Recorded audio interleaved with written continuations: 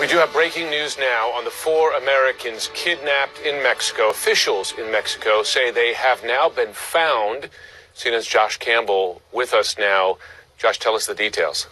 Yeah, so a U.S. official familiar with this ongoing investigation tells me essentially what the Mexican governor said, that there were 2 of these Americans found sadly deceased, 2 of them found alive. Now, some additional information from this source that wasn't released by Mexican officials. It appears as though one of those who were found alive, that individual is severely injured, and so that person is receiving medical treatment. Of course, we know after seeing that dramatic video in the aftermath of this incident, that graphic video of these people being loaded onto the back of a pickup truck at gunpoint, that it looked as though there were at least 2 of them that were not moving at the time. And so, I've been talking with sources throughout who have said that there was this question about what the status, the condition of those people were. We're now hearing from a source that 2 of them found deceased, 2 of them found alive. Again, one of them is severely wounded. Now, as far as where they were found, this U.S. official familiar with this ongoing investigation tells me that it was at some type of medical clinic in Matamoros. Of course, we know that these Americans have traveled on Friday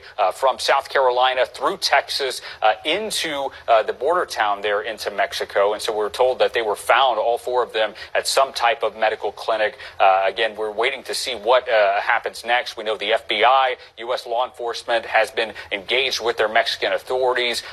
The way this would typically work, I can tell you from previous kidnappings, is that depending on who finds the victims first, whether it's local authorities, whether it's some type of joint task force with the U.S. federal government, FBI agents would be brought in to try to obviously interview the victims to find out what exactly happened, to try to secure their eventual transport back into the United States, back home, if they are well enough to do so. But again, we're hearing that one of those individuals is severely wounded and is receiving medical treatment. So this, we always were wondering how this would end. A source told me at the very beginning that it appeared very grim, at least for some of the victims. And sadly, we are hearing 2 deceased, 2 alive. One appears to be fighting for that person's life.